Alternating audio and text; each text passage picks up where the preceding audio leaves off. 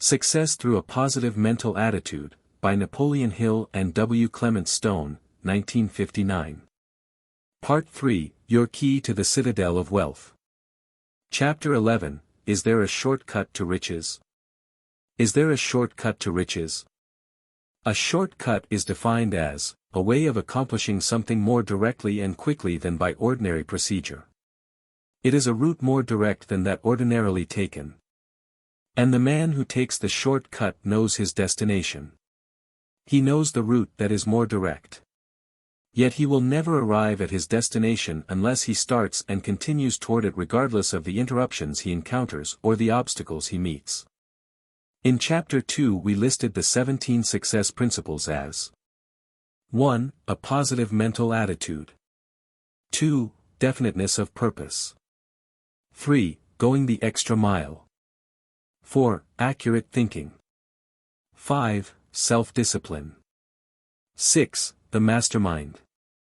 7. Applied faith. 8. A pleasing personality. 9. Personal initiative. 10. Enthusiasm. 11. Controlled attention. 12. Teamwork. 13. Learning from defeat. 14. Creative vision. 15. Budgeting time and money. 16. Maintaining sound physical and mental health. 17. Using cosmic habit force. Now why do we repeat the 17 success principles? We want to show you the shortcut to riches. We want you to take the most direct route. Now to take the most direct route, you must necessarily think with positive mental attitude, and a positive mental attitude results from the application of these success principles.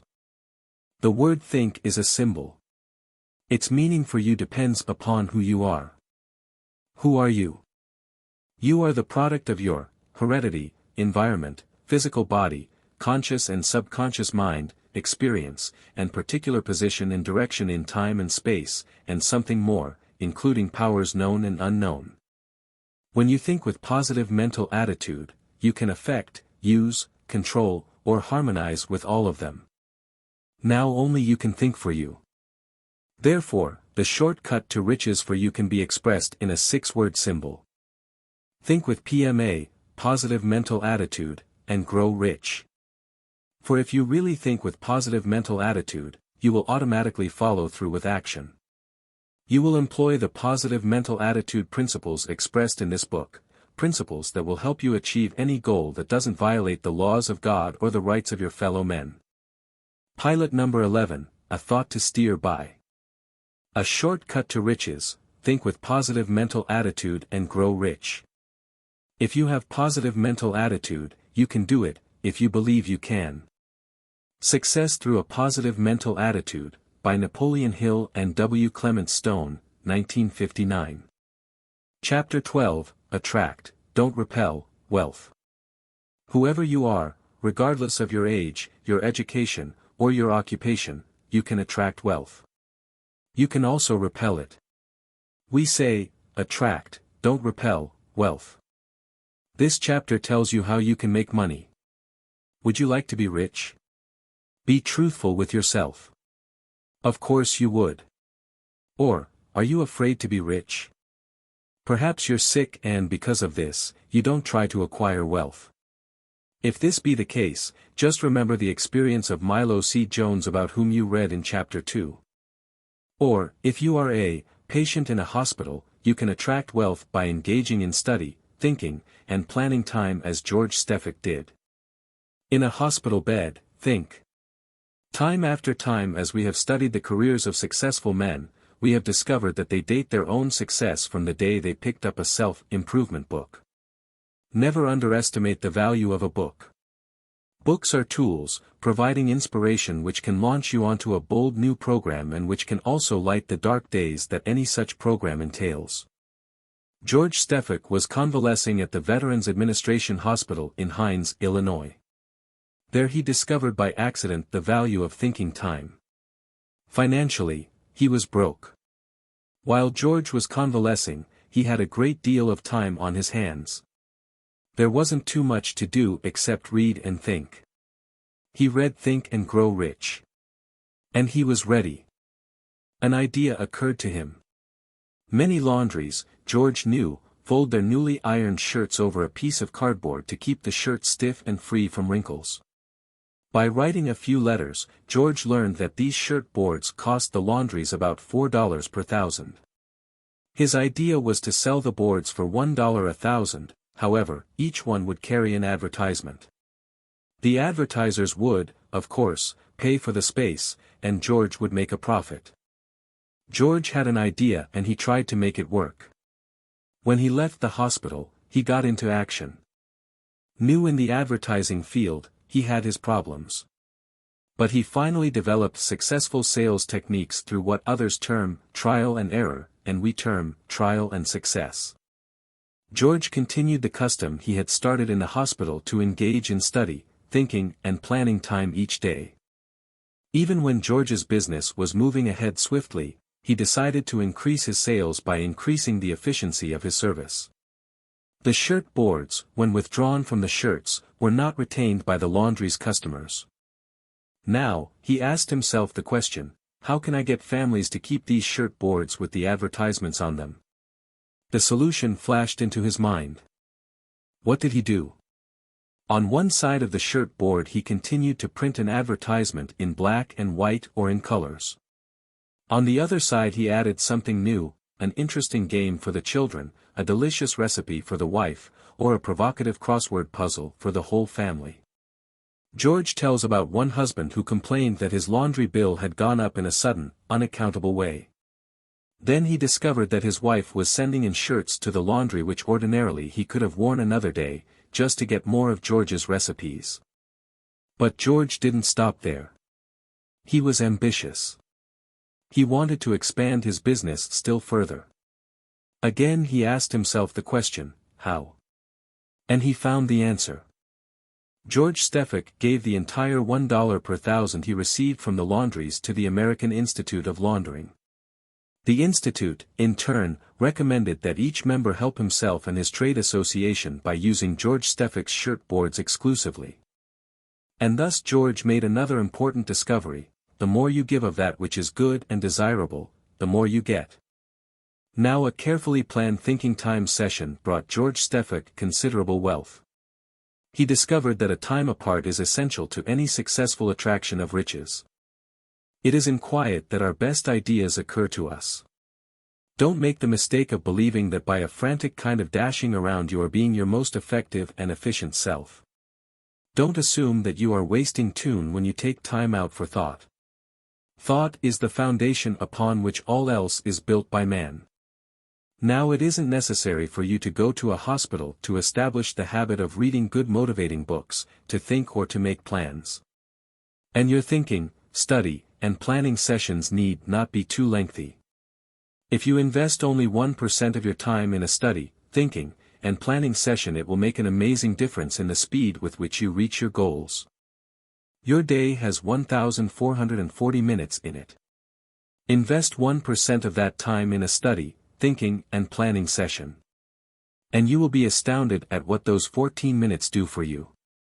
For it may surprise you to find that when you develop this habit you will receive constructive ideas almost any time or anywhere you might be, while doing the dishes, or riding the bus, or while taking a bath. Be certain to use two of the greatest, yet simplest working tools ever invented, tools used by a genius like Thomas Edison, a pencil and a piece of paper. For he always had handy, paper and pencil. And thus you, like him, will record the ideas that come to you day or night. Another requirement to attract wealth is to learn how to set your goal. It is important for you to understand this. Few people, even when they realize its importance, really understand how to set a goal. Learn how to set your goals. There are 4 important things to keep in mind. A. Write down your goal. You will then begin to crystallize your thinking. The very act of thinking as you write will have a tendency to create an indelible impression in your memory. B. Give yourself a deadline. Specify a time for achieving your objective. This is important in motivating you. Set out in the direction of your goal and keep moving towards it. C. Set your standards high. Now there seems to be a direct relationship between ease in achieving a goal and the strength of your motives. You have discovered for yourself in Chapter 9 how to motivate yourself at will and in Chapter 10 how to motivate others. And the higher you set your major goal, generally speaking, the more concentrated will be the effort you make to achieve it. The reason, logic will make it mandatory that you at least aim at an intermediate objective as well as an immediate one. So aim higher. And then have immediate and intermediate steps leading towards its achievement. The following question should stimulate your thinking: where will you be and what will you be doing 10 years from today if you keep doing what you are doing now? D. Aim high. It is a peculiar thing that no more effort is required to aim high in life, to demand prosperity and abundance, than is required to accept misery and poverty. I bargained with life for a penny, and life would pay no more. However, I begged that evening when I counted my scanty store. For life is a just employer, it gives you what you ask, but once you have set the wages, why, you must bear the task. I worked for a menial's hire, only to learn, dismayed, that any wage I had asked of life, life would have willingly paid. You have to be bold enough to ask of life more than you may, right now, feel you are worth, because it is an observable fact that people tend to rise to meet demands that are put upon them. While it is exceedingly desirable that you blueprint your program from beginning to end, this is not always feasible. One doesn't always know all the answers between the beginning of a great enterprise or journey and its ending. But if you know where you are and where you want to be and you start from where you are to get to where you want to be, you will, if you keep properly motivated, move forward step by step until you get there. Take that first step. The important thing after setting a goal is taking action. A 63-year-old grandmother, Mrs. Charles Philippia, decided that she was going to walk from New York City to Miami, Florida. She reached Miami and, while there, was interviewed by newspapermen. They wanted to know if the idea of such a long journey on foot hadn't frightened her. How did she ever summon courage to make such a journey with her feet as her only mode of travel? It doesn't take courage to take one step, replied Mrs. Philippia. And that's all I did really. I just took one step. And then I took another step. And then another, and here I am. Yes, you must take that first step. It makes no difference how much thinking and study time you spend, it will avail you little unless you also act. One of the authors was introduced to a man in Phoenix, Arizona, by a friend. It was a rather odd introduction. Meet the man who received $1 million cash for a gold mine and now has the $1 million and also owns the mine. How in the world did you manage such a thing? Came the question, asked with considerable awe. Oh, I had an idea, but I didn't have any money. I did have a pick and a shovel. So I took my pick and my shovel and went out to make my idea a reality, he responded. And then it occurred to me, if I would search for a gold mine and dig around the vein, should I find a mine, one of the large mining corporations could afford to work the mine, whereas I wouldn't have the necessary capital. Mining machinery costs money today. So I searched for and found a vein of gold. Every indication was that I had made a very rich strike. I sold it for $2 million. The terms were $1 million in cash and a first mortgage of $1 million. While mining operations were underway, the vein ran out. I informed the owners of the mining company that if they wanted to abandon the mine, I would take it back and cancel their mortgage. They accepted. So you see, I got $1 million cash for the mine and still have the $1 million and the mine. Wealth repelled with negative mental attitude. A positive mental attitude will attract wealth, but a negative mental attitude will do just the opposite. With a positive mental attitude you will keep trying until you achieve the wealth you are seeking. Now you might start with a positive mental attitude and make your first step forward. Yet you may become influenced by the negative side of your talisman and stop when you are just one step from reaching your destination. You may fail to employ one of the 17 success principles. Here's a very good example. Let's call our man Oscar. In the latter part of 1929, he was at the railroad station in Oklahoma City where it was necessary for him to wait several hours for a train connection east. He had spent months in the western deserts in temperatures as high as 110 degrees. He was seeking oil for an eastern concern. And he was successful. Oscar was a graduate of MIT. It is said that he had combined the old divining rod, galvanometer, magnetometer, oscillograph, radio tubes, and other instruments, into a doodle bug for detecting oil deposits. Now Oscar had received word that the company he represented was insolvent. It had become bankrupt because the president had used the firm's large cash resources in speculation in the stock market. The market crashed in late 1929. Oscar was on his way home. He was out of a job, and the outlook was rather dismal. The influence of negative mental attitude began to exert a powerful influence on him. Because he had to wait several hours, he decided to occupy himself by setting up his instrument in the railroad station.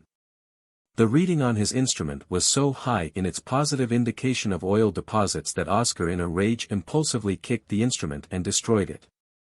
You see, Oscar was frustrated. There couldn't be that much oil. There couldn't be that much oil, he shouted repeatedly in disgust.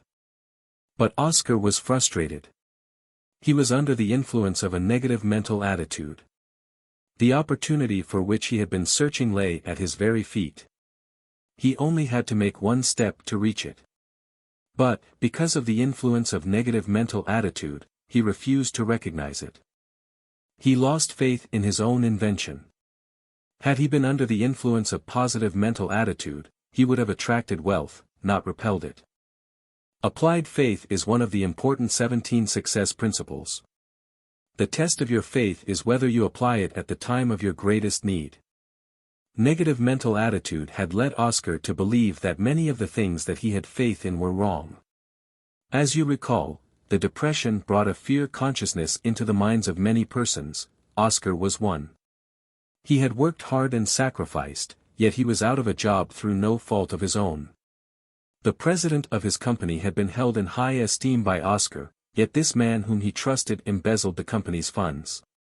Now the machine that had proved its value in the past seemed to have gone haywire. Yes, Oscar was frustrated. When Oscar boarded the train at the Oklahoma City Railroad station that day, he left his doodle bug behind. And he also left one of the nation's richest oil deposits. A short time later, Oklahoma City was found to be literally floating on oil. Oscar has become a living demonstration of the application of two principles. A positive mental attitude attracts wealth and a negative mental attitude repels it. Wealth can be acquired on a modest salary. But you may say, all this about positive and negative mental attitudes is very fine for someone who's out to make $1 million. But I'm not really interested in making $1 million. Of course, I want security. I want enough to live well and take care of the needs I will have someday when I retire. What about me if I am an office employee? What about me when I have just a fair salary? Now here's our answer. You too can acquire wealth. Wealth enough for security. Or, even wealth enough to become rich in spite of what you say. Just let the positive mental attitude influence of your talisman affect you favorably. We'll prove that this can be done. And if for some reason you aren't fully convinced, just read a book, The Richest Man in Babylon. And then make your first step forward. Keep going and you'll have the financial security or wealth you are seeking. Now that's exactly what Mr. Osborne did. Mr. Osborne was a salaried employee, yet he acquired wealth. It wasn't so many years ago that he retired with the statement, "I now spend my time having my money make money for me while I do what I want to do." Again, the principle used by Mr. Osborne is so obvious that it is often unseen. The principle he learned and the one that you also can employ will now be stated in a very few words. In reading The Richest Man in Babylon, Mr. Osborne found that wealth could be acquired if you a. Just save 1 dime out of every dollar you earn. b. Each SI months, invest your savings and interest or dividend returns from these savings and investments, and c. When you invest, seek expert advice on safe investments and thus you won't gamble and lose your principal. Let us repeat, that's exactly what Mr. Osborne did. Just think of it.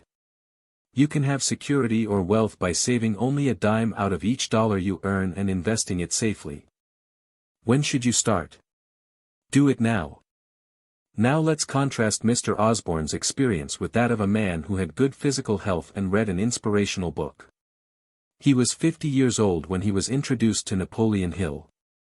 This man smiled when he said, "I read your book Think and Grow Rich many years ago, but I'm not rich." Napoleon Hill laughed and then replied seriously, "But you can be rich. Your future is ahead of you. You must prepare yourself to be ready. And in making yourself ready for the opportunities that are available to you, you must first develop a positive mental attitude." And the interesting thing is that this man did heed the author's advice. 5 years later, the man wasn't rich, but he had developed a positive mental attitude. And he was on his way to wealth. He had been many thousands of dollars in debt. Within the 5-year period, he had gotten completely out of debt and had begun making investments with the money he had saved. He developed positive mental attitude as he studied the book Think and Grow Rich. He did not only read it. He had learned to recognize principles and apply them. When the negative mental attitude side of his talisman was influencing him, he was like those workmen who blame their tools for poor craftsmanship. Have you ever blamed your tools? Where does the fault lie? If you own a perfect camera and use the right film, if you have the proper set of rules to take perfect pictures under all types of circumstances, if someone else takes perfect photographs with your camera but yours are failures. Does the fault lie with the camera? Could it be that you have read the rules but haven't taken the time to understand them? Or, if you do understand them, that you don't apply the rules? Could it be that you will read Success Through a Positive Mental Attitude, a book that could change the entire course of your life for the better, without taking the time to understand, memorize self-motivators, learn the principles that will guarantee success, and apply them?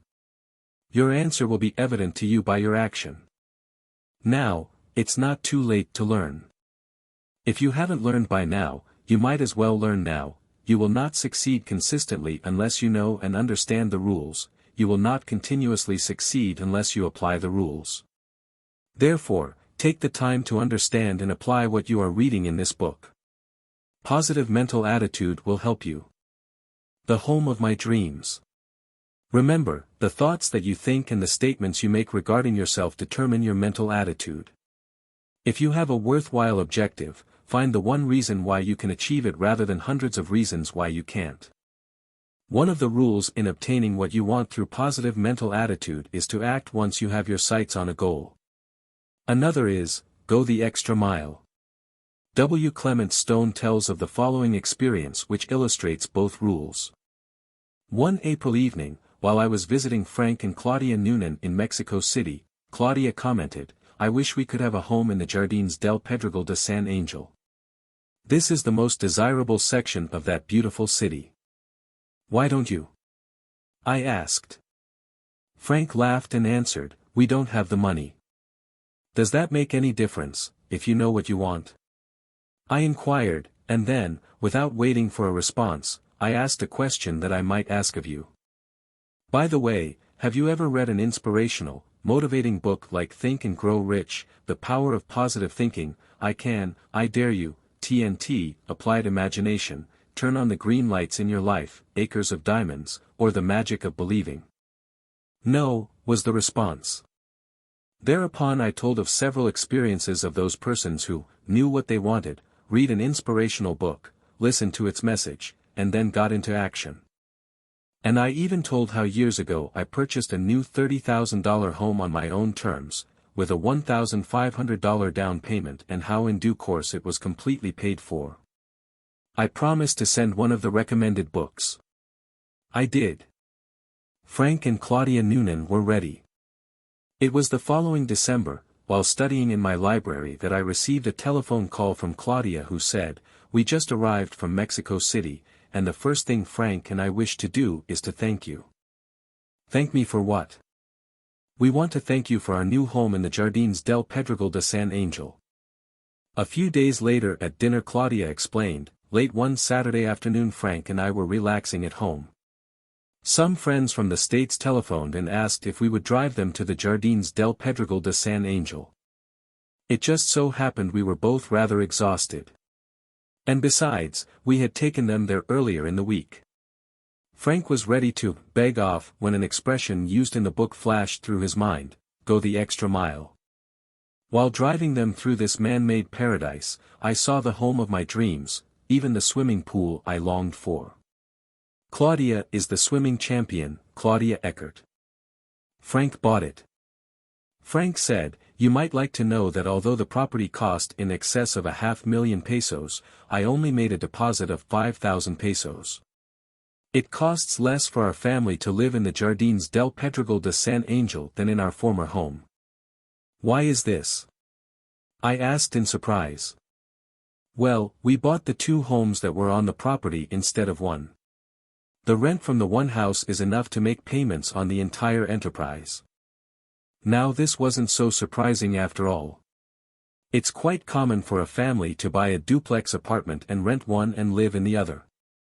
What is surprising to a person without experience is how easy it is to get what you want by understanding and applying the success principles to be found in an autobiography or self-improvement book. Attract wealth with positive mental attitude, we say. You say, money makes money and I have no money. This is a negative mental attitude. If you don't have money, use OPM. That's what the next chapter is all about. Pilot number 12, Thoughts to Steer By. 1. If you know your specific destination and take the first step, you're on your way. 2. The test of your faith is whether you apply it when you are not in difficulty, as well as at the time of your greatest need. 3. If you don't succeed when you finally read and study success through a positive mental attitude, with whom does the fault lie?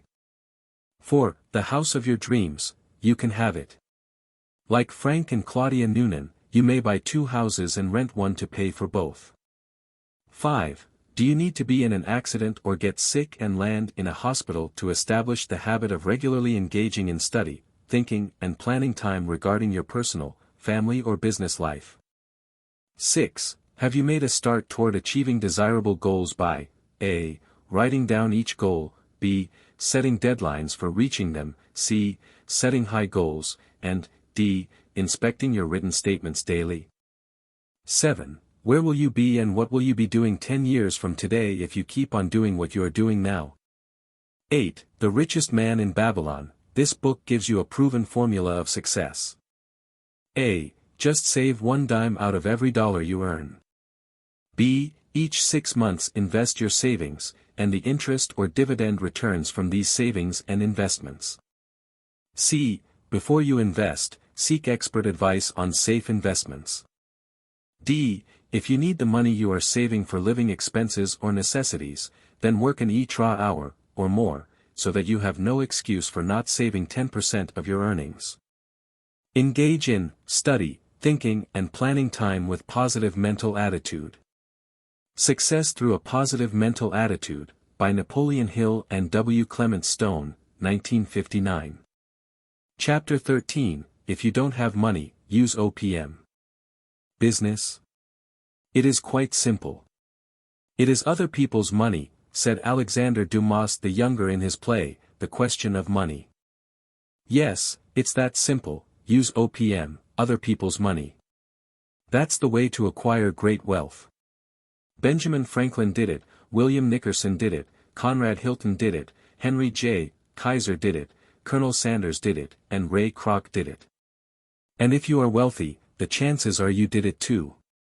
Now, if you are not wealthy, learn to read what is unwritten. In fact, rich or poor, read what is unwritten into every platitude, axiom, or self-motivator. The basic unwritten premise in Use Other People's Money is that you will operate on the highest ethical standards of integrity, honor, honesty, loyalty, consent, and the golden rule and apply these in your business relationships. The dishonest man is not entitled to credit. And the self-motivator Use Other People's Money implies repayment in full as agreed with an advantageous consideration or profit to those whose money is used.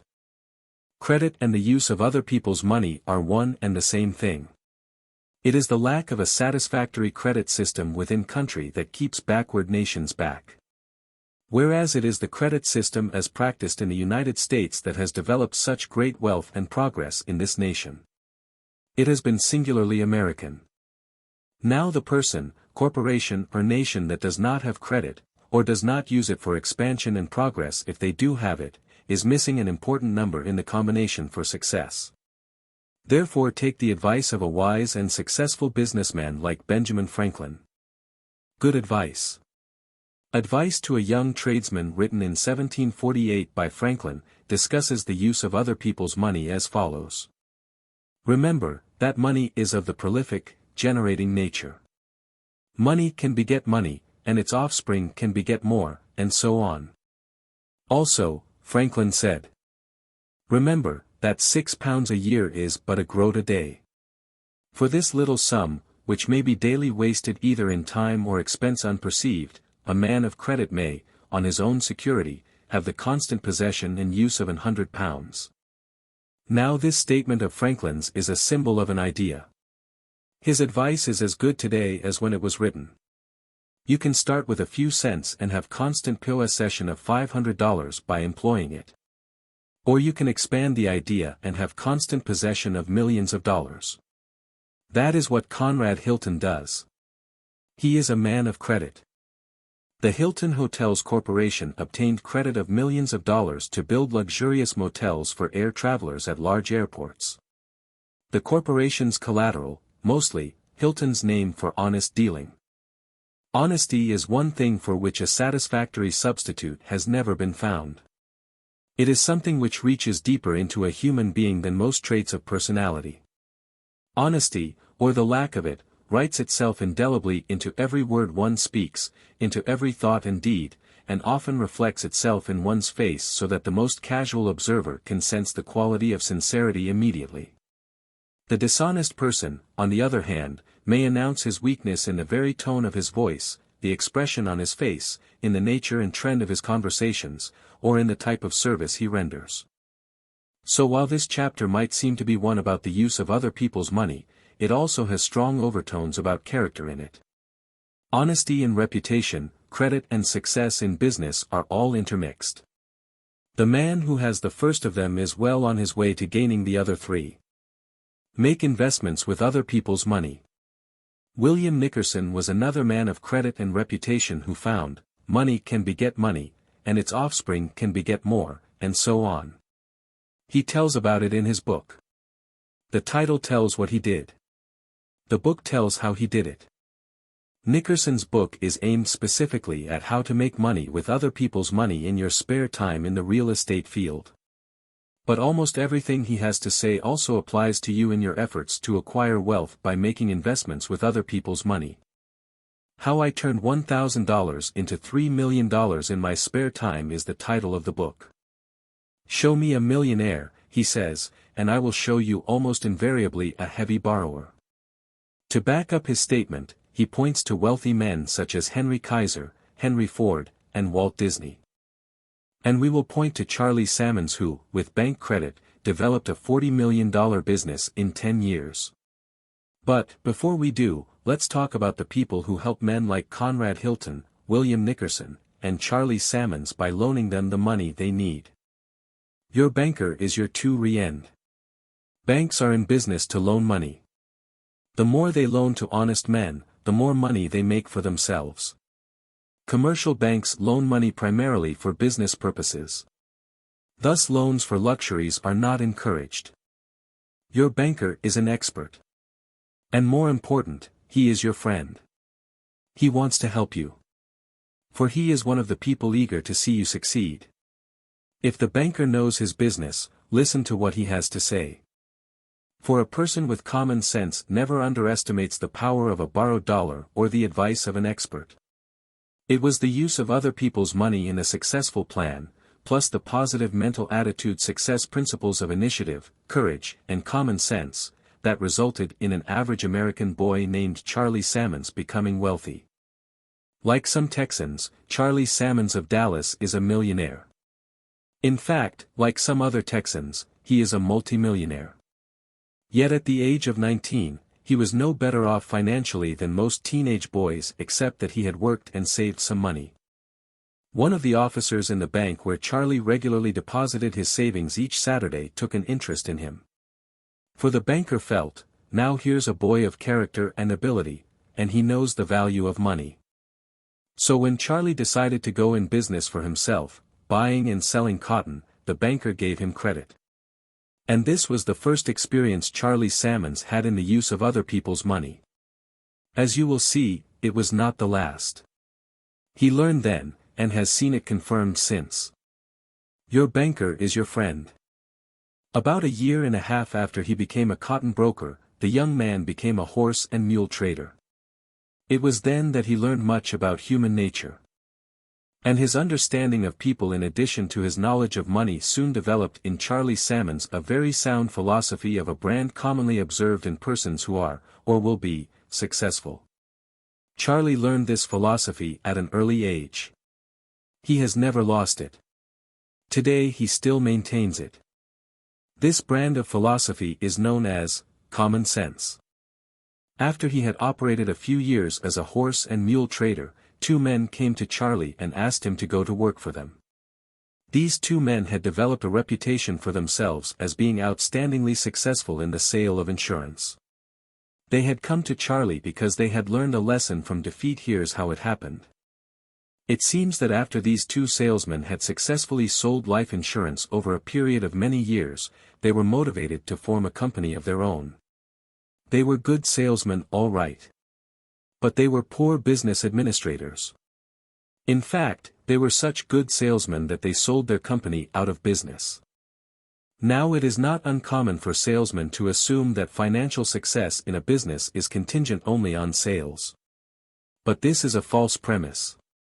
A poor administration can lose money as fast, or faster, than a good sales management and sales force can bring it in. Their trouble was that neither one of these men was a good administrator. But they had learned their lesson, the hard way.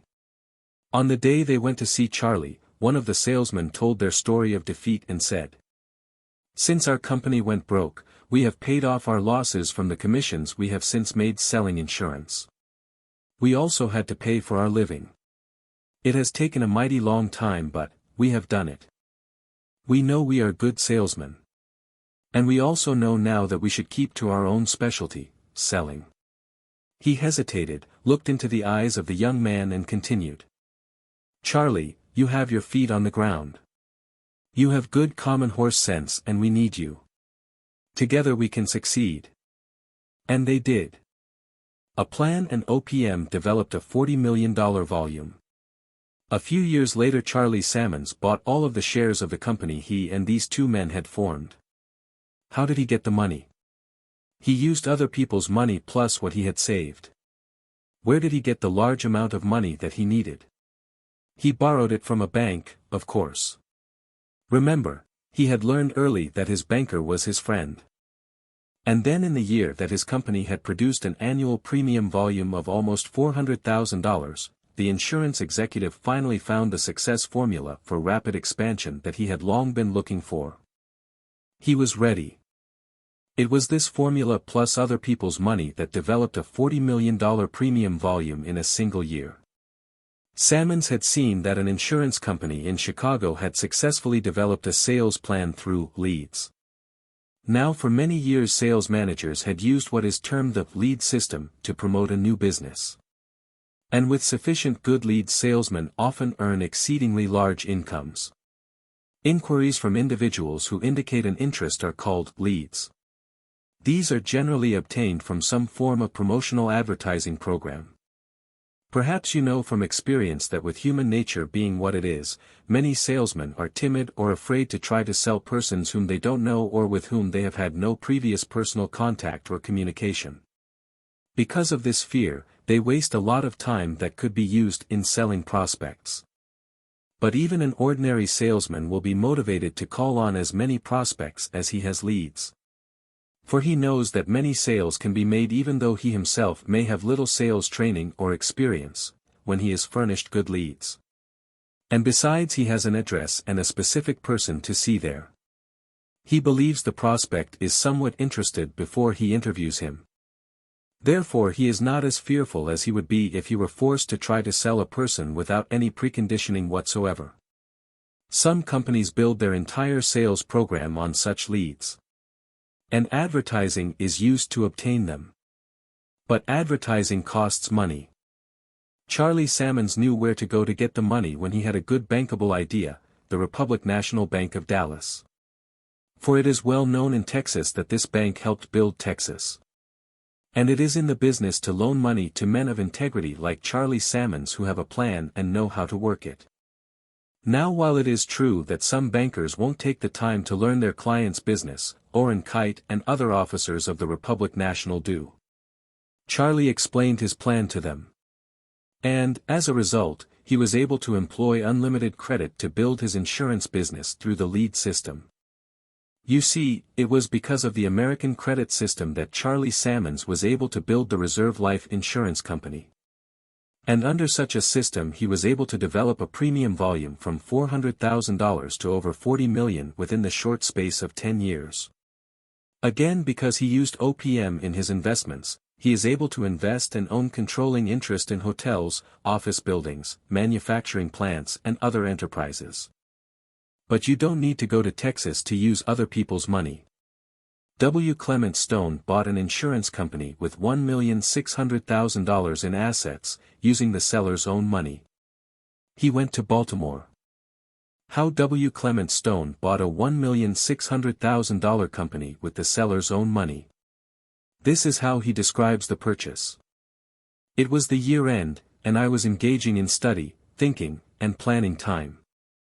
I determined that my major objective for the following year would be to own an insurance company that was licensed to operate in several states.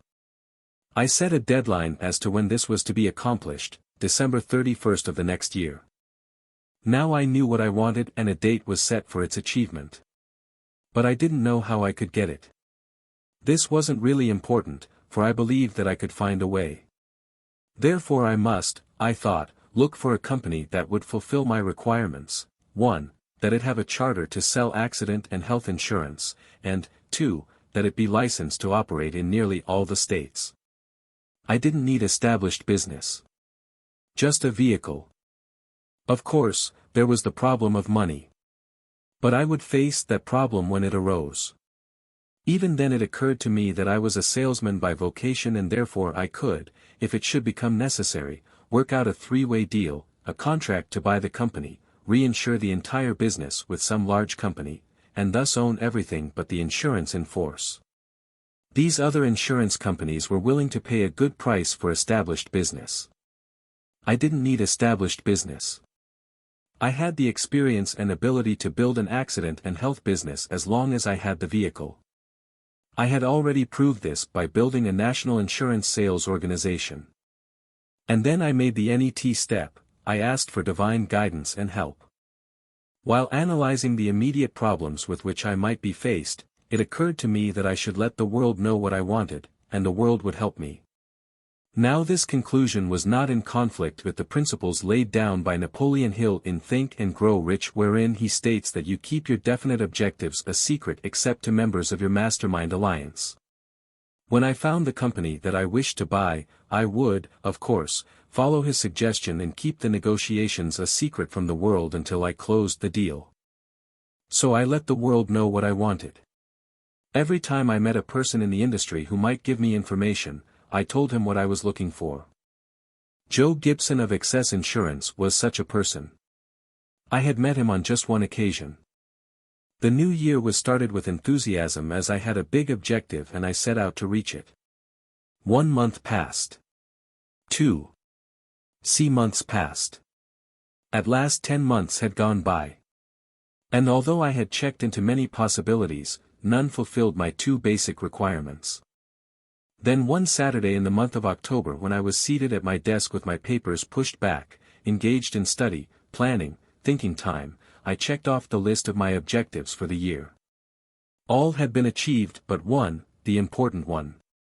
Just 2 months to go, I said to myself. There is a way. While I don't know what it is, I know I'll find it.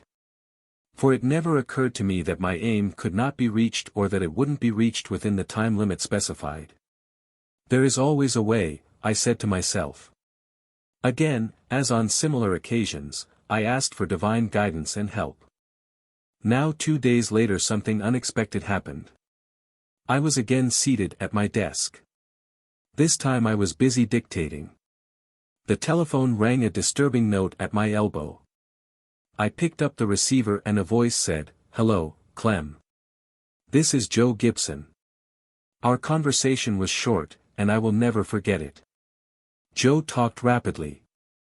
"I thought you would be interested in knowing that the Commercial Credit Company of Baltimore will probably liquidate the Pennsylvania Casualty Company because of its tremendous losses. Of course, you know Commercial Credit owns Pennsylvania Casualty. There will be a meeting of the Board of Directors next Thursday in Baltimore. All the Pennsylvania Casualty Company's business is already being re-insured by 2 other insurance companies owned by Commercial Credit. The name of the Executive Vice President of Commercial Credit is E. H. Warheim." I thanked Joe Gibson warmly, asked him 1 or 2 more questions, and then hung up the phone. After a few minutes of thought it flashed into my mind that if I could conceive a plan whereby Commercial Credit Company would accomplish its objectives more quickly and with greater certainty than under its proposed plan, it shouldn't be difficult to persuade the directors to accept such a plan. I didn't know Mr. Warheim, and therefore was hesitant to call him, but I felt that speed was of the essence. And then 2 self-motivators forced me to act. Where there is nothing to lose by trying and everything to gain if successful, by all means try. Do it now. And without a second's further hesitation, I picked up the phone and placed a long-distance call to E. H. Warheim in Baltimore. "Mr. Warheim," I began with a smile in my voice. "I have some good news for you."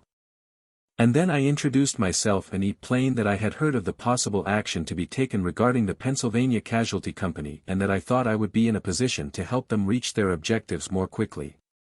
Then and there I made an appointment to see Mr. Warheim and his associates the following day at 2 p.m. in Baltimore.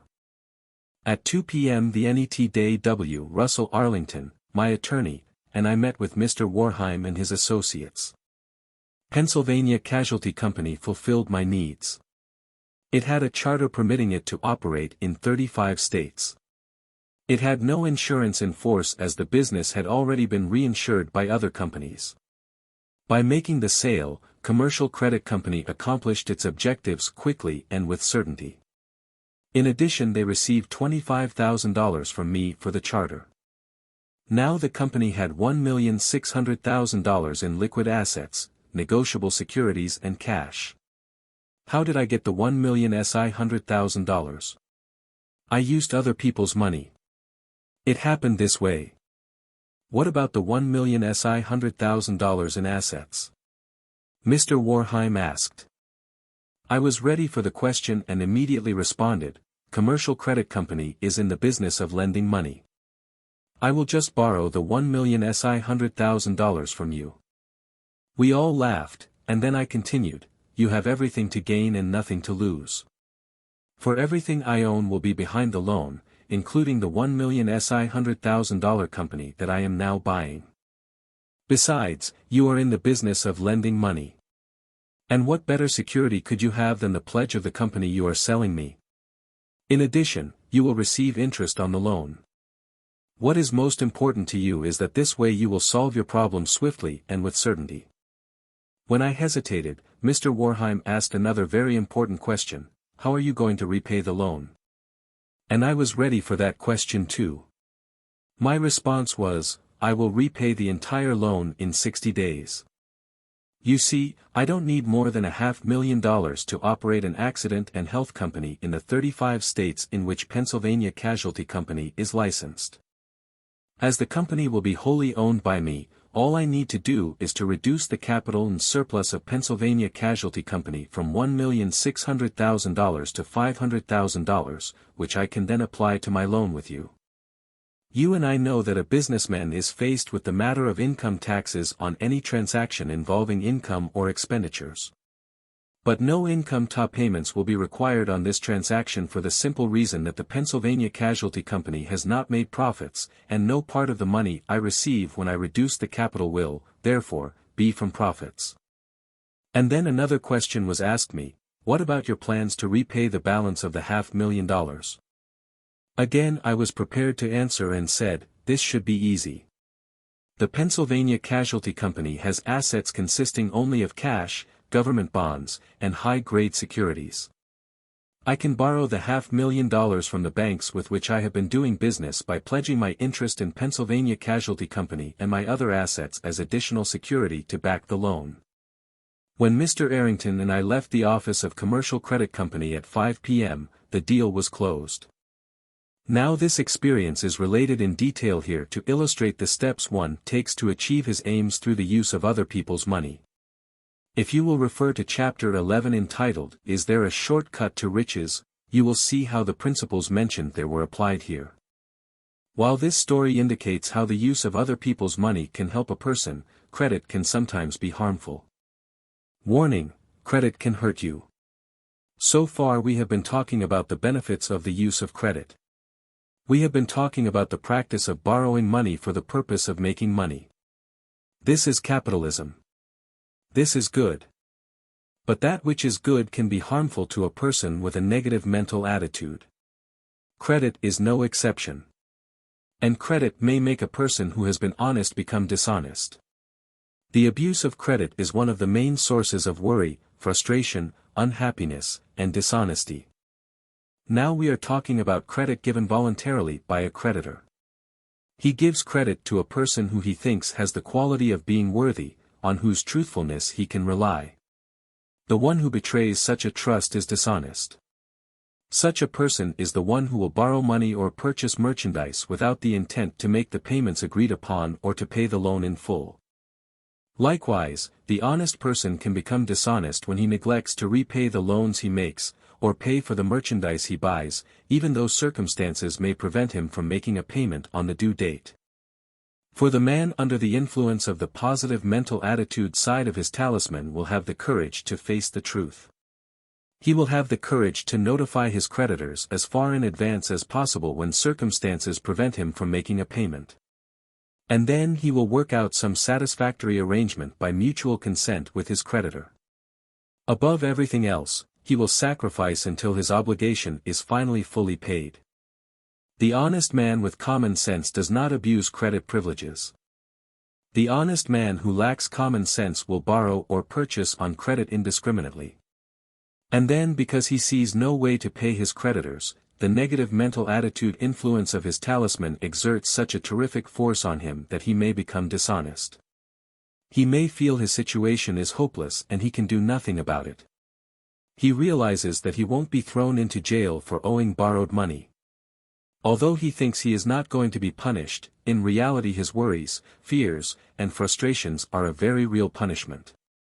And he remains dishonest until he comes under the strong influences of the positive mental attitude side of his talisman, influences strong enough to cause him to clear his obligations in full. The abuse of credit privileges has literally brought on physical, mental, and moral illness. Remember necessity, negative mental attitude, and crime in Chapter 3 entitled, Clear the Cobwebs from Your Thinking. Warning: other people's money and cycles. As a very young salesman in the early part of 1928, W. Clement Stone called on an officer at the Continental Illinois National Bank and Trust Company in Chicago. The banker was talking to a customer or friend.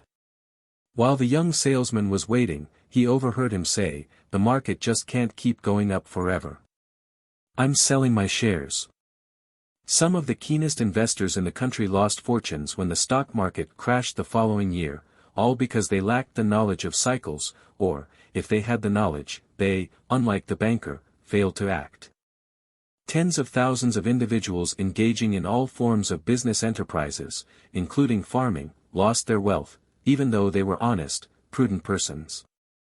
Their wealth was acquired through other people's money. As their securities increased in value, they borrowed more money to purchase more securities, farmland or other assets. When the market value of their securities fell, they were unable to pay when the banks were forced to call in their loans. Cycles repeat with regularity. So, in the first half of the 1970s, thousands of honest, prudent persons again lost their wealth because they didn't clear their loans in time by selling a portion of their securities, or didn't refrain from going further into debt to make additional purchases. When you use OPM, be certain to calculate how you can and will pay the individual or institution that loaned you the money. Important: if you have lost a portion or all of your wealth, remember that cycles repeat. Don't hesitate to start over again at the proper time. Many wealthy persons today lost fortunes previously.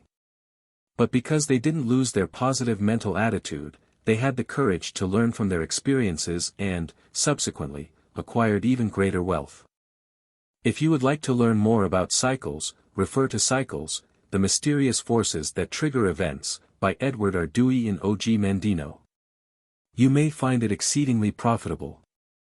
You can keep abreast of the theories and experiments on cycles by subscribing to Cycles magazine. Write to 124 South Highland Avenue, Pittsburgh, Pennsylvania. In business, there are very few numbers necessary in the combination to success, but if one or more of the numbers are missing, you will fail until you find the missing numbers. The use of other people's money has been the means whereby honest men who were poor became rich. Money or credit is an important number in the combination to business success. The missing number. A young sales manager, whose yearly earnings are in excess of $35,000, wrote, "I have a feeling, the type of feeling one would have if he were standing in front of a safe which held all the wealth, happiness, and success in the world, and he had all the numbers to the combination, except one. Just one number. If he had it, he could open the door." Often the difference between poverty and wealth lies in the employment of all principles in a formula but one. Just that one missing number makes the difference. This can be illustrated in the experience of another man who had been successful in selling cosmetics for a manufacturer before he went into business for himself. In his own business, Leonard Lavin, like any man who starts from the bottom, was faced with problems. As you will see later, that was good. It was good because he had to study, think, plan, and work hard before he found a solution to each problem. Bernice, his wife, and he formed a perfect mastermind alliance. And they worked together in perfect harmony. They manufactured one cosmetic item and acted as distributors for other companies. But they lacked working capital, so they were forced to do the work themselves. As their business grew, Bernice became an expert in office management and purchasing, and an excellent administrator. Leonard became a successful sales manager and efficient production manager. And when the business grew, they were wise enough to employ the services of a lawyer with good common sense, the kind that gets things done. And they also benefited from the services of an expert in accounting and taxes. The way to make a fortune is to manufacture or sell a product or service, preferably a necessity at a low cost, that repeats. They did both. Every dollar that could be spared was plowed back into the business. Necessity motivated them to study, think, and plan, make $1 do the part of many, obtain maximum results from every working hour, eliminate waste. Month by month their sales moved forward as Leonard aggressively sought to break each previous sales record. He became known in the industry as a man who knew his business. To many, he became known as a man who learned to go the extra mile. Going the extra mile in 2 instances completely changed the course of his career for the better. In the one instance, his banker introduced him to 3 of the bank's clients who had made an investment in another cosmetic company. They needed expert advice from someone with good common sense. And Leonard took the time to help them. Leonard went the extra mile in doing a good turn for a buyer in a drug store in Los Angeles. And then one day the buyer showed his appreciation by confidentially informing Leonard that the firm manufacturing VO5, a quality hairdressing, might be for sale. Leonard got excited. For here was a 15-year-old company with a quality product that had leveled off. He knew, from his cosmetic experience and from the study of cycles and trends, that all this company needed was new life, new blood, new activity. He acted on the self-starter do it now. In fact, that very evening he was in conference with the owner. Now ordinarily in a transaction of this type, where the buyer and seller don't know each other, it takes weeks and sometimes months to negotiate, before there is a meeting of the minds. A pleasing personality and good common sense on the part of the buyer or seller often eliminate unnecessary delays. Because of Leonard's pleasing personality and his good common sense, the owner agreed to sell the company for $400,000 that same night. Now it is true that Leonard had been doing well, but it was also true that every dollar he could spare was being plowed back into his business. Where could he get $400,000? In his hotel room that night he realized that he had all of the combinations to real wealth but one. Just one, money. The next morning, as he awakened, he had a flash of inspiration. Again he reacted to the self-starter do it now. For he made a long-distance telephone call to one of the three men to whom he was introduced by his banker. He had helped them and perhaps they could give him the right advice. For they knew more about financing than he. Because they had invested in another cosmetic company, perhaps they would invest in his. They did. And because these men were experienced in investing, they employed a successful investment formula which made it necessary for Leonard to agree to a. Consolidate all his operations, b. Devote his entire efforts to one corporation, c. Have the corporation pay back the loan on quarterly installments over a 5-year period, d. Pay at the going rate of interest on the loan, and e. Give 25% of the corporation's stock as a premium for the investment gamble. Leonard did agree. He saw the value of the use of OPM. The three men used OPM, too. They borrowed the $400,000 from their banks. The missing number, now Leonard and Bernice had it. They worked long hours. They put hearts into the business. They found it a thrilling game. It wasn't long before VO5 was being used in every part of the United States and in many foreign countries. December is usually the slowest month of the year for the cosmetic manufacturer.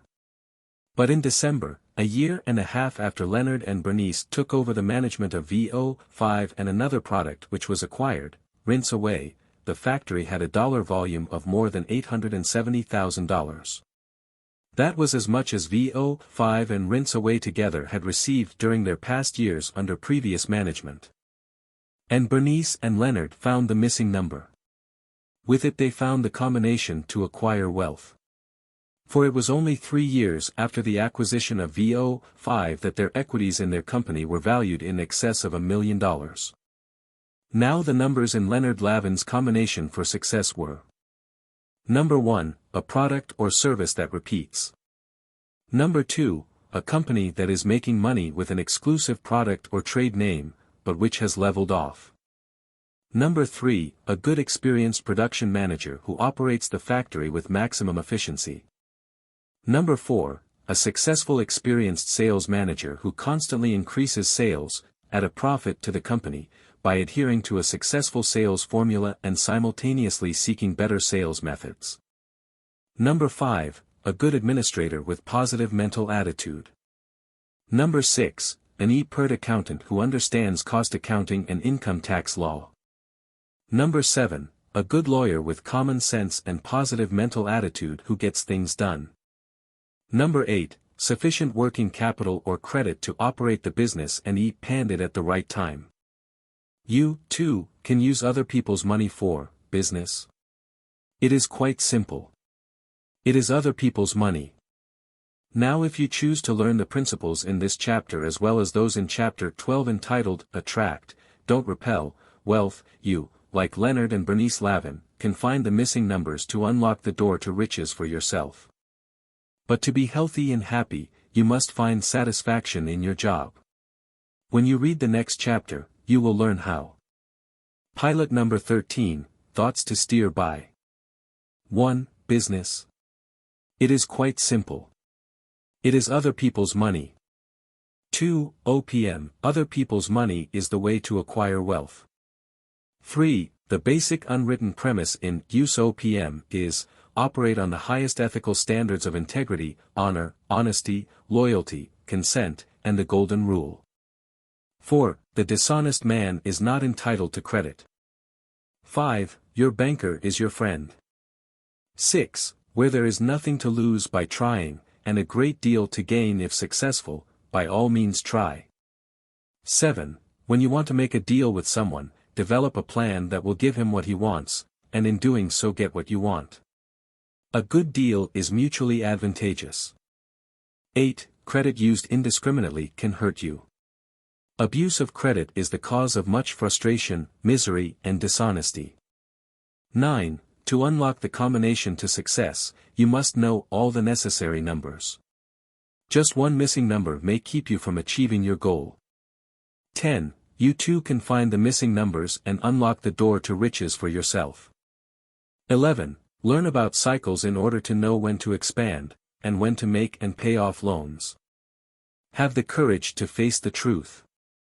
Success through a positive mental attitude, by Napoleon Hill and W. Clement Stone, 1959.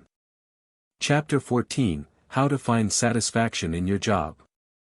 No matter what your job may be, boss or employee, plant manager or factory worker, doctor or nurse, lawyer or secretary, teacher or student, housewife or maid, you owe it to yourself to find satisfaction in your job as long as you have it. You can, you know. Satisfaction is a mental attitude.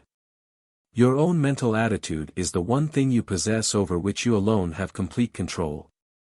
You can determine to find satisfaction in your job, and discover the way to do so. You are more apt to find satisfaction in your job if you do what comes naturally, that for which you have a natural aptitude or liking. When you take a job that doesn't come naturally, you may experience mental and emotional conflicts and frustrations. You can, however, neutralize and eventually overcome such conflicts and frustrations, if you use positive mental attitude, and if you are motivated to gain experience to become proficient in the job. Jerry Assam has positive mental attitude. And Jerry Assam loves his work. He finds satisfaction in his job. Who is Jerry Assam? What does he do? Jerry is a descendant of the Hawaiian kings. The job he loves so much is that of sales manager for the Hawaiian office of a large organization. Jerry loves his work because he knows his work well and is very proficient in it. Thus, he is doing what comes naturally. But even so, Jerry has days when things could be a little rosier. In sales work, days like this can be disturbing, if one does not study, think, and plan to correct difficulties and to maintain a positive mental attitude. So Jerry reads inspirational, self-help action books. Jerry had read such inspirational books and learned 3 very important lessons. 1. You can control your mental attitude by the use of self-motivators. 2. If you set a goal, you are more apt to recognize things that will help you achieve it than if you don't set a goal. And the higher you set your goal, the greater will be your achievement if you have positive mental attitude. 3. To succeed in anything, it is necessary to know the rules and understand how to apply them. It is necessary to engage in constructive thinking, study, learning and planning time with regularity. Jerry believed these lessons. He got into action. He tried them out himself. He studied his company's sales manuals, and practiced what he learned in actual selling. He set his goals, high goals, and achieved them. And each morning he said to himself, I feel healthy. I feel happy. I feel terrific. And he did feel healthy, happy, and terrific. And his sales results were terrific too. When Jerry was sure he himself was proficient in his sales work, he gathered about himself a group of sales men and taught them the lessons he had learned. He trained the men in the latest and best-selling methods as set forth in his company's training manuals. He took them out personally and demonstrated how easy it is to sell if one uses the right methods, has a plan, and approaches each day with a positive mental attitude. He taught them to set high sales goals and to achieve them with positive mental attitude. Every morning Jerry's group meets and recites enthusiastically, in unison, I feel healthy. I feel happy. I feel terrific. Then they laugh together, slap one another on the back for good luck, and each one goes his way to sell his quota for the day. Each man sets a goal and he sets it so high that older, more experienced salesmen and sales managers on the mainland are amazed. At the end of each week every salesman turns in a sales report that makes the president and sales manager of Jerry's organization smile big, broad smiles. Are Jerry and the men under him happy and satisfied in their jobs? You bet they are. And here are some of the reasons they are happy. 1. They have studied their work well, they know and understand the rules and techniques and how to apply them so well that what they are doing comes naturally to them. 2. They set their goals regularly and they believe they will make them. They know that what the mind of man can conceive and believe, the mind of man can achieve with positive mental attitude. 3. They keep a positive mental attitude continually by using self-motivators. 4. They enjoy the satisfaction that comes with a job well done. I feel healthy. I feel happy. I feel Terry too. I see. Another young salesman in the same organization on the mainland learned to control his mental attitude through the use of Jerry Assam's self-motivator. He was an 18-year-old college student who was working during his summer vacation selling insurance on a cold, canvas basis in stores and offices. Some of the things he had learned during his 2-week theoretical training period were: 1. The habits that a salesman develops within the first 2 weeks after leaving the sales school will follow him throughout his career. 2. When you have a sales target, keep trying until you hit it. 3. Aim higher. 4. In your moment of need, use self-motivators such as, I feel healthy. I feel happy. I feel terrific.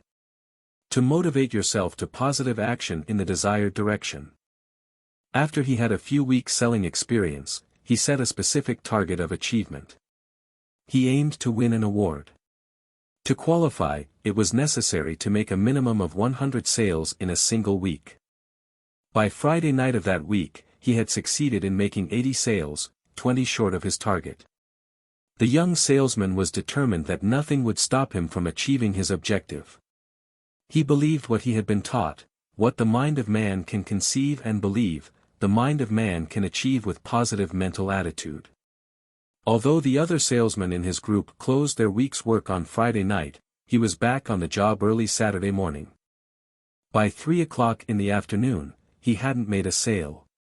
He had been taught that sales are contingent upon the attitude of the salesman, not the prospect. He remembered the Jerry Assam self-motivator and repeated it 5 times with enthusiasm. I feel healthy. I feel happy. I feel terrific. About 5 o'clock that afternoon he had made 3 sales. He was only 17 from his goal. He remembered that success is achieved by those who try and maintained by those who keep trying with positive mental attitude. Again he repeated several times with enthusiasm, I feel healthy. I feel happy. I feel terrific. About 11 o'clock that night, he was tired, but he was happy. He had made his 20th sale for the day. He had hit his target. He had won the award and learned that failure can be turned into success by keeping on trying. Mental attitude makes the difference. So it was mental attitude that motivated Jerry Assam and the salesmen under him to find satisfaction in their jobs.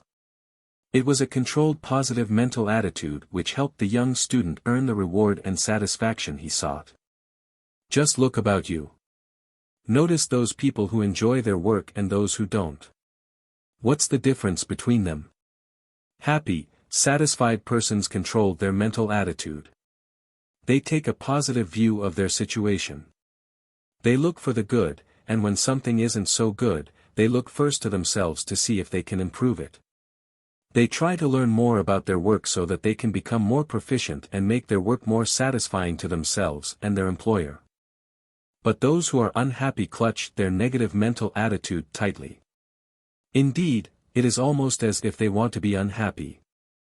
They look for everything about which they can complain: the hours are too long, lunch hours are too short, the boss is too crabby, the company doesn't give enough holidays or the right kind of bonuses.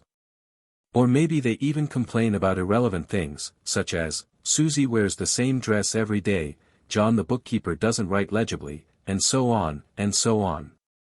Anything, just so they can be unhappy.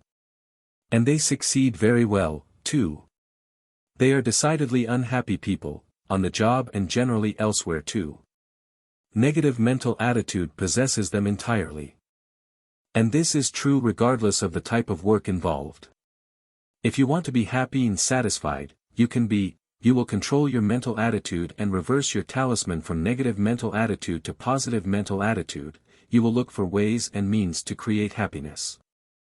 If you can bring happiness and enthusiasm into your work situation, you'll be making a contribution that few others could equal.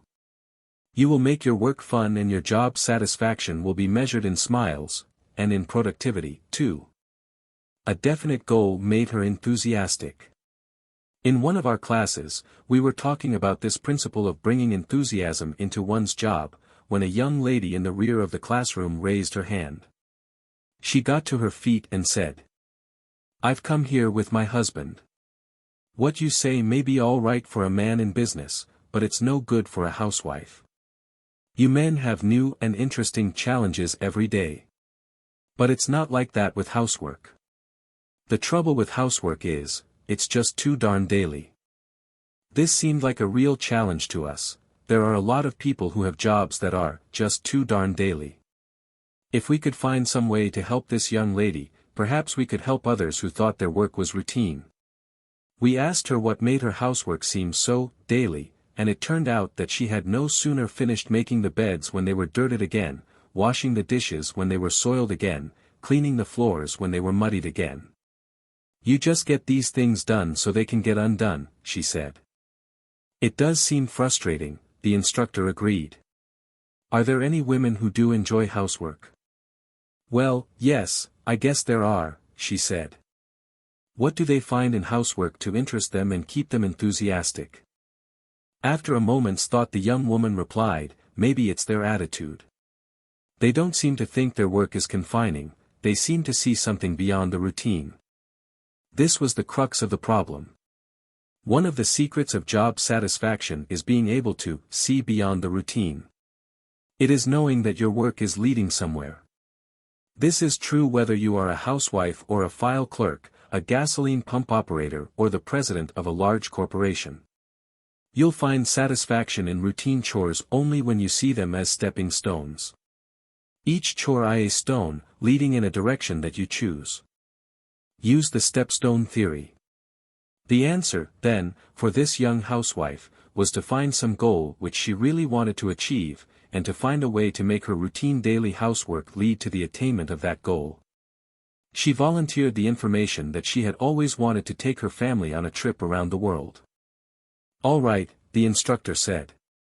"We'll settle on that now, set yourself a time limit. When do you want to go?" "When the baby is 12 years old," she said. "That will be 6 years from now. Now, let's see. This will take a little doing. You will need money, for one thing. Your husband will have to be able to take off for a year. You will have to plan an itinerary. You will want to study up on the countries you will be visiting. Do you suppose you can find a way to let bed making, dishwashing, floor scrubbing, and meal planning be stepping stones toward your goal?" A few months later the lady in this story came to see us. It was apparent the minute she walked into the room that here was a woman who had succeeded proudly. "It's amazing," she told us, "how well this stepping stone idea has worked. I haven't found a single chore that doesn't fit in. I use my cleaning time as a thinking and planning time. Shopping time is a wonderful time to expand our horizons. I deliberately buy foods from other countries, foods that we will be eating on our trip. And I use the meal time as a teaching time. If we are having Chinese egg noodles, I read all I can find about China and its people, and then at dinner I tell the family all about them. Not one of my duties is dull or uninteresting to me anymore. And I know they never will be again, thanks to the stepstone theory.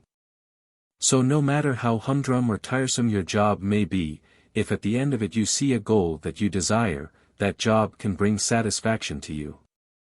This is a situation which confronts many persons in all walks of life. One young man may want to be a doctor, but he has to work his way through school. The job he takes will be decided by many factors, such as hours, location, rate of pay, and so on. Aptitude will have little to do with it. A very intelligent, ambitious, young man may end up behind a soda fountain, washing cars, or digging ditches. Certainly the job offers him no challenge or stimulation. It is merely a means to an end. Yet because he knows he is going where he wants to go, to him whatever strains the job may impose on him are worth the end result. Sometimes, however, the price to be paid on a given job is too high in relation to the goal which it will purchase. And if such a job should happen to be yours, change your job. For if you are unhappy at your job, the poisons of this dissatisfaction spread into every phase of living. If, however, the job is worth the price but you are still unhappy, develop inspirational dissatisfaction. Dissatisfaction can be positive or negative, good or bad, depending upon the circumstances. Remember, a positive mental attitude is the right mental attitude in a given situation. Develop inspirational dissatisfaction. Charles Becker, former president of Franklin Life Insurance Company, says, would urge that you be dissatisfied. Not dissatisfied in the sense of disgruntlement, but dissatisfied in the sense of that divine discontent, which throughout the history of the world has produced all real progress and reform. I hope you will never be satisfied.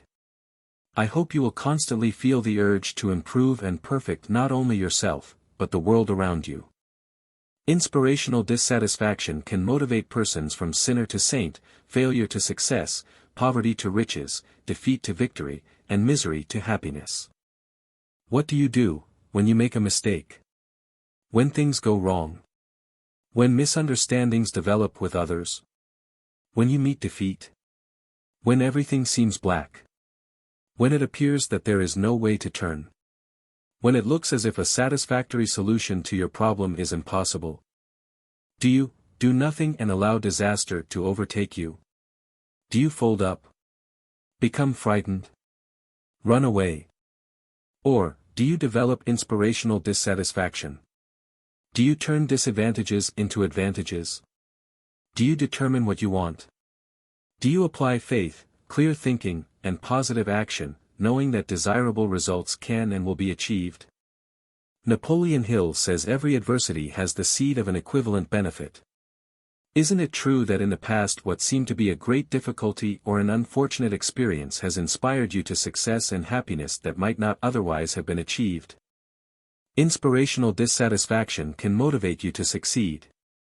Albert Einstein was dissatisfied because Newton's laws didn't answer all his questions. So he kept inquiring into nature and higher mathematics until he came up with the theory of relativity.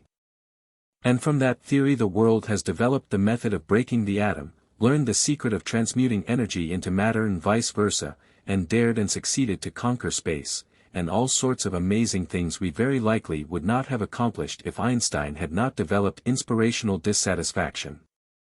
Now, of course, we are not all Einsteins, and what results from our inspirational dissatisfaction may not change the world. But it can change our world and we can move forward in the direction we want to go. Let us tell you what happened to Clarence Lancer when he became dissatisfied with his job. Was it worth it? Now Clarence Lancer had been a streetcar conductor in Canton, Ohio, for years. And one day he woke up in the morning and decided that he didn't like his job.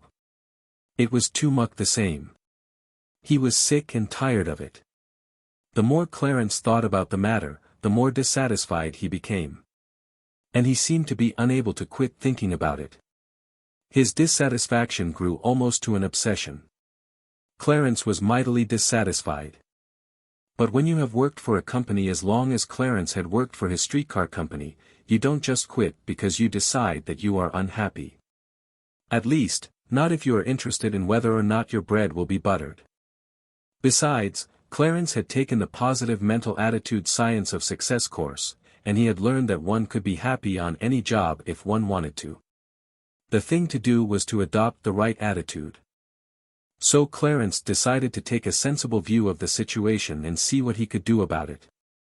How can I be happier on the job, he asked himself. And he came up with a very good answer indeed. He decided that he would be happier if he made others happy. Now there were many people whom he could make happy, for he met many folks on his streetcar every day. He had always been able to make friends readily, so he thought, I'll use this trait to make each day a little brighter for every person who boards my car. Clarence's plan was wonderful, the customers thought. They enjoyed his little courtesies and cheerful greetings immensely. And they were happier, and so was Clarence, as the result of his cheerfulness and consideration. But his supervisor took the opposite attitude. So the supervisor called Clarence in and warned him to stop all this unwanted affability. But Clarence paid no attention to the warning. He was having a good time making others happy. And as far as he and the customers were concerned, he was making a terrific success of his job. Clarence was fired. So Clarence had a problem, and that was good. At least, according to the Positive Mental Attitude Science of Success course, it was good. Clarence decided that perhaps he had better visit Napoleon Hill, who was living in Canton at the time, and see how and why this problem was so good. He called Mr. Hill and arranged for an appointment the next afternoon. I've read Think and Grow Rich, Mr. Hill, and I've studied the Positive Mental Attitude Science of Success, but somewhere I must have gotten off on the wrong track. And he told Napoleon Hill what had happened to him. Now what do I do? He concluded. Napoleon Hill smiled. Let's look at your problem, he said. You were dissatisfied with your work as it was. You did exactly right. You tried to use your best asset, your friendly and affable disposition, to do a better job and get and give more satisfaction on the job. The problem arises from the fact that your superior didn't have the imagination to see the value of what you were doing. But that's wonderful. Why? Because now you are in a position to use your fine personality for even greater goals. And Napoleon Hill showed Clarence Lancer that he could use his fine abilities and friendly disposition to much better advantage as a salesman than as a streetcar conductor. So Clarence applied for and got a job as an agent for the New York Life Insurance Company. The first prospect Clarence called on was the president of the streetcar company. Clarence turned his personality loose on this gentleman, and came out of the office with an application for a $100,000 policy. The last time Hill saw Lancer, he had become one of New York Life's biggest producers. Are you a square peg in a round hole? The characteristics, abilities, and capacities that make you happy and successful in one environment may create an opposite reaction in another. You have a tendency to do well what you want to do. You are called a square peg in a round hole when you work or engage in activities that do not come naturally, and that are inwardly repellent. In such an unhappy situation you can change your position and place yourself in an environment that is pleasing to you. It may not be feasible to change your position. You can then make adjustments in your environment to coincide with your characteristics, abilities, and capacities so that you will be happy. When you do this, you square the hole. This solution will help change your attitude from negative to positive. If you develop and maintain a burning desire to do so, you can even neutralize and change your tendencies and habits by establishing new ones. You can round the peg if you are sufficiently motivated. But before you achieve success in changing your tendencies and habits, be prepared to face mental and moral conflicts. You can win if you are willing to pay the price. You may find it difficult to pay each necessary installment, particularly the first few. But when you have paid in full, the newly established traits will predominate. The old tendencies and habits will become dormant. You will be happy because you will be doing what now comes naturally. To guarantee success, it is desirable that you try zealously to maintain physical, mental, and moral health during the period of such an internal struggle. In the next chapter, Your Magnificent Obsession, you will see how to neutralize your mental conflicts. Pilot number 14, Thoughts to Steer By. 1. Satisfaction is a mental attitude. 2. Your own mental attitude is the one thing you possess over which you alone have complete control. 3. Memorize, I feel healthy. I feel happy. I feel terrific. 4. When you set a goal, aim higher. 5. Know the rules and understand how to apply them. 6. Set your target and keep trying until you hit it. 7. See beyond the routine. Use the stepstone theory. 8. Develop inspirational dissatisfaction. 9. What do you do if you are a square peg in a round hole? Defeat may be a stepping stone or a stumbling block depending on whether your attitude is positive or negative. Success Through a Positive Mental Attitude, by Napoleon Hill and W. Clement Stone, 1959. Chapter 15, Your Magnificent Obsession. With the idea that we are about to give you, you can have riches far beyond your fondest hope. This idea will bring you a wealth of happiness. For your personality will expand. And you will receive affection and love, both of a quality and a quantity you have never before dreamed possible. This principle was expressed dramatically on many occasions by the author, Lloyd C. Douglas. When Douglas retired from the ministry, he moved into a more extended form of inspirational teaching, the writing of novels. His ministry had reached hundreds, his books reached thousands, his movies, millions. And to each he preached the same basic message. But it was never so clearly expressed as in the novel The Magnificent Obsession. The principle is so obvious here that those who need it most may not see it at all. It is simply this. Develop an obsession, a magnificent obsession, to help others. Share yourself without expecting a reward, payment, or commendation. And above all else, keep your good turn a secret. And, if you do this, you will set in motion the powers of a universal law. For, try as you will to avoid payment for your good deed, blessings and rewards will be showered upon you. No matter who you are, you can have a magnificent obsession. Every living person can help others by sharing a part of himself. You don't have to be rich or powerful to develop a magnificent obsession.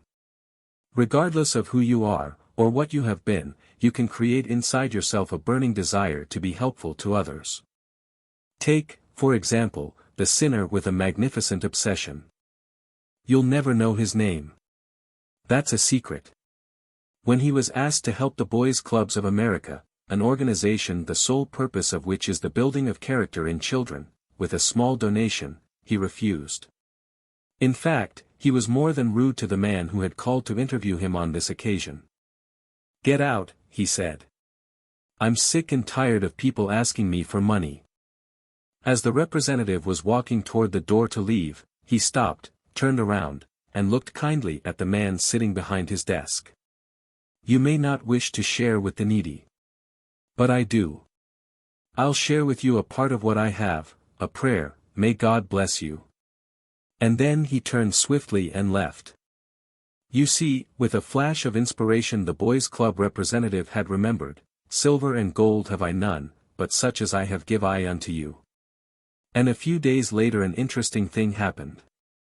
The man who had said, "Get out," knocked on the door of the club representative's office and asked, "May I come in?" He brought with him a part of what he had to share, a check for $500,000. As he laid the check on the desk, he said, "I am giving this on one condition, that you never let anyone know that I did it." "Why not?" he was asked. "I don't want my name to represent to boys and girls that I am good. I'm not a saint. For I have been a sinner. And that is why you'll never know his name. Just he, the Boys' Club representative, and the greatest giver of all know the name of the sinner whose money was donated for the purpose of helping boys and girls avoid doing the wrong things he had done.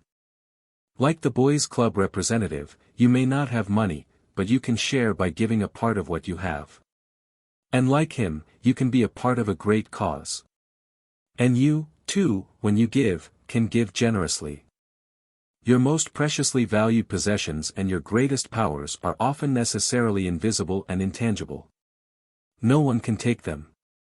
You and you alone can share them. The more you share, the more you will have. Now if you doubt this, you can prove it to yourself by giving a smile to everyone you meet, a kind word, a pleasant response, appreciation with warmth from the heart, cheer, encouragement, hope, honor, credit, and applause, good thoughts, evidence of love for your fellow men, happiness, a prayer for the godless and the godly, and time for a worthy cause with eagerness. If you do experiment by giving any one of the above, you will also prove to yourself what we have found is one of the most difficult principles to teach those who need it most, how to cause desirable actions within yourself. Until you do learn, you will fail to realize that what is left with you when you share it with others will multiply and grow, and what you withhold from others will diminish and decrease. Therefore, share that which is good and desirable and withhold that which is bad and undesirable. Be a part of a great cause. We know of a mother who lost her only child, a beautiful, happy, teenage girl who brought laughter and inspiration to all who were fortunate enough to know her. In attempting to neutralize the grief of her loss, this mother developed a most magnificent obsession and became a part of a great cause. Today she is among the many thousands of American women who are making this world a better world to live in. Because of the wonderful work she is doing and the beauty of her magnificent obsession, we wrote and asked her if she would be land enough to share with us the inspiration which helped her develop her magnificent obsession.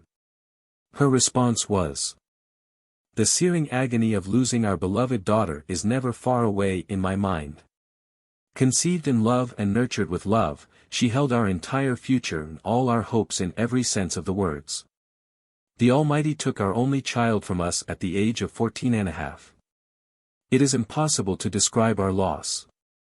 The bright promise of the future went dull, for the light of our lives had been snuffed out. Everything that we had lived to the full became empty. All that was sweet turned bitter. My husband and I reacted as does everyone. Our very existence was encompassed by the eternally unanswered question, why? My husband retired, we sold our home, and seeking an escape, did extensive traveling.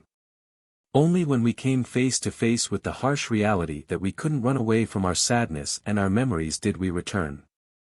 Slowly, ever so slowly, we recognized that our loss was not exclusive. We had sought solace and found none, for our motives were self-centered. It took months for my mind to begin to accept the fact that all the joys of children and good health and security are blessings the Almighty loans to each of us. These infinite mercies which we finite persons presume to take for granted should each be cherished for their true meaning and great and irreplaceable value. How could I earn the right to keep my other blessings? How could I show my appreciation and thanks to heaven for allowing me my husband's love, for living in this great nation of ours, for my friends and my 5 unimpaired senses, for all the good things that surrounded me? Now my efforts to find myself began to move in the right direction. Although bereft of my dearest possession, the Almighty had given me, in recompense, an empathy with people and a clearer understanding of the problems besetting each of us. Proportionately, my own understanding in relation to adjusting to my loss grew apace, as my service in helping others increased. I sought to find the niche in social work that would ultimately give me the opportunity to leave my small heritage for humanity in lieu of my beloved daughter and found the answer in City of Hope. Now, as surely as time passes, my peace of mind, call it a magnificent obsession if you will, gains in stature. It is my earnest wish that all who suffer loss of a loved one can find comfort and serenity in service to others. Today the City of Hope, National Medical and Research Center, renders entirely free patient care. Its services are dispensed on the highest humanitarian level in the belief that man is his brother's keeper. This wonderful mother found peace of mind in a truly magnificent obsession. The entire nation, in fact the entire world, can be affected by the magnificent obsession of just one man who wants to share a part of what he has. Orison Swett Marden was a man who shared a part of what he had and developed a magnificent obsession that changed the attitude of people from negative to positive. The seeds of thought in a book grew into a magnificent obsession. At the age of 7 Orison Swett Marden became an orphan. He was bound out for his room and board. At an early age he read Self-Help, by the Scottish author Samuel Smiles who, like Marden, had become an orphan as a young boy and had found the secrets of true success. The seeds of thought in self-help created a burning desire in Martin which grew into his magnificent obsession and made his world a better world in which to live. During the boom that preceded the Panic of 1893, Martin owned and operated 4 hotels. Since their operation was entrusted to others, he was devoting much of his time to writing a book. Actually, he was fulfilling a desire to write a book that would motivate American youth as self-help had motivated him. He was working diligently on his inspirational manuscript and an ironical twist of fate struck him and tested his mettle. Martin entitled his work Pushing to the Front. And he took as his motto, "Let every occasion be a great occasion, for you cannot tell when fate may be taking your measure for a larger place." And at that very instant fate was taking his measure for a larger place. The misfortune that struck him would have ruined many a man. What happened? The Panic of 1893 struck. 2 of the Martin hotels burned to the ground. His manuscript, nearly completed, was destroyed. His tangible wealth went down the drain, wiped out. But Martin had a positive mental attitude. He looked about him to see what had happened to the nation and himself. His first conclusion was that the panic was brought on by fear, fear of the value of the American dollar, fear caused by the failure of a few large corporations, fear of stock values, and fear of industrial unrest. Those fears caused the stock market to crash. 567 banks and loan and trust companies, as well as 156 railway companies, failed. Strikes were prevalent. Unemployment affected millions of persons. Because of drought and heat, farmers experienced crop failures. Martin looked about him at the shambles in material things and human lives. He saw the great need for someone or something to inspire the nation and its people. Offers came to him to manage other hotels. He turned them down. A desire had caught hold of him, a magnificent obsession. And he combined it with positive mental attitude. He set to work on a new book. His new motto, a self-motivator, every occasion is a great occasion. If ever there was a time when America needed the help of a positive mental attitude, it is now, he told friends. He worked over a livery stable and lived on $1.50 each week. He worked almost unceasingly, day and night. He completed the first edition of Pushing to the Front in 1893. The book received immediate acceptance. It was used extensively in the public schools as a textbook and as a supplementary reader. Business houses circulated it among their employees. Distinguished educators, statesmen and members of the clergy, merchants, and sales managers commended it as a most powerful motivator to a positive mental attitude. And, in time, it was printed in 25 different languages. Millions of copies were sold. Martin, like the authors of Success Through a Positive Mental Attitude, believed that character is the cornerstone in building and maintaining success. He believed the highest and best achievements are noble manhood and womanhood, and that the achievement of true integrity and well-rounded character is in itself success. He taught the secrets of financial and business success. But he also entered a perpetual protest against dollar-chasing and overreaching greed. He taught there is something infinitely better than making a living, it is making a noble life. Martin showed how some men may make millions and still be utter failures. Those who sacrifice their families, reputation, health, everything, for dollars are failures in life, regardless of how much money they may accumulate. He also taught that one may succeed without becoming a president or a millionaire. Perhaps one of the greatest achievements of Martin's magnificent obsession was the awakening of men and women to the realization that they could experience success if they would only employ the virtues they would like their children to have. Perhaps fully as rewarding to Martin, Pushing to the Front was instrumental in changing the attitude of an entire nation from negative to positive. And that influence was felt throughout the world. Martin demonstrated that a burning desire can generate the drive to action that is imperative for great achievement. As you have seen, it took courage and sacrifice for Orison Swett Martin to bring his magnificent obsession into reality.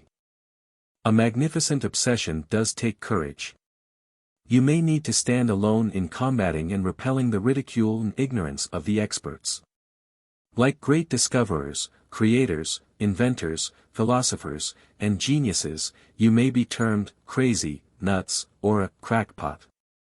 The experts may say what you are trying to do can't be done. With time, your burning desire and constant effort will bring your magnificent obsession into reality. When they say, it can't be done, find a way to do it. A magnificent obsession will conquer in spite of the obstacles that stand in its way. Many years ago, a student at the University of Chicago and his friends went to hear a lecture by Sir Arthur Conan Doyle on spiritualism. They went for a lark. They meant to scoff. One of these students, J.B. Rhine, was impressed by the seriousness of the speaker. He began to listen. Certain ideas impressed him. He couldn't dismiss them from his mind.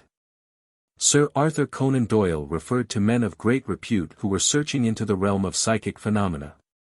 J.B. Rhine decided to investigate and to engage in some research. In referring to the incident some time ago, Dr. Rhine, director of the Parapsychology Laboratory at Duke University in North Carolina, said, "There were things said there that I should have known as a college student. During and after the lecture I began to recognize some of them. My education had omitted many of the things that were important, such as ways of seeking the unknown. I began to see some of the faults of the educational system of the day." He became interested in the freedom of all to secure new knowledge. He began to resent a system whereby seeking the truth in any form, or on any issue, became a taboo. He began to develop a burning desire to learn the truth scientifically regarding man's psychic powers. His burning desire turned into a magnificent obsession. Rhine had planned to devote his life to college teaching. He was warned that he would lose his reputation and that his earning power as a teacher would be impaired.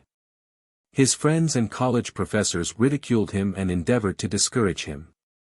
Some began to shun him. "I must find out for myself," he told a scientist friend. The friend responded, "When you do find out, keep it to yourself. No one is going to believe."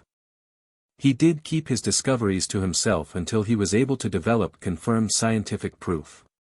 Today he is honored and respected throughout the world. Over the past 45 years his battles have been figuratively knuckle fighting every inch of the ground in combating taboos, ignorance, antagonism, and ridicule. One of the greatest obstacles with which Dr. Rhine has been constantly plagued over the years has been the lack of the necessary money for expanding his research. At one time, for example, his only EEG machine was assembled from the remains of one found in a junk pile. It had been discarded by a hospital. Have you ever thought that you can develop a magnificent obsession by becoming a part of a great cause and by sharing a part of what you have? If you have, you already realize that there are many college and university professors today whose magnificent obsessions are to seek the truth in various fields so that all mankind may be benefited by their discoveries. Because such persons spend all their time in searching for these truths, they are almost always handicapped by the lack of money to buy necessary equipment, provide for their own livelihood and the livings of others engaged in working on the project, etc. You can become a part of such a cause and thus fulfill a magnificent obsession of your own. You can find such a dedicated person in almost any college or university. Money and a magnificent obsession. You might ask, how can we mention money in the same breath with a magnificent obsession? If you did, we would respond, isn't money good? Is money good? Is money good? Many negative-minded persons say, money is the root of all evil. But the Bible says, love of money is the root of all evil. And there is a big difference between the two, even though one little word makes the difference. It has been amazing to the authors to observe negative-minded persons react unfavorably to Think and Grow Rich and its contents. For these negative-minded persons might earn in a single year more than they now earn in a lifetime by changing their attitude from negative to positive. To do this, it would be necessary to clear the cobwebs from their thinking regarding money. In our society, money is the medium of exchange. Money is power. Like all power, money can be used for good or for evil. Think and Grow Rich has motivated many thousands of its readers to acquire great wealth through positive mental attitude. They have been inspired in Think and Grow Rich by the biographies of such men as Henry Ford, William Wrigley, Henry L. Doherty, John D. Rockefeller, Thomas Alva Edison, Edward A. Filene, Julius Rosenwald, Edward J. Bach, and Andrew Carnegie. Now the men whose names you have just read established foundations which even to this day have in the J aggregate in excess of $1 billion, money set aside exclusively for charitable, religious, and educational purposes.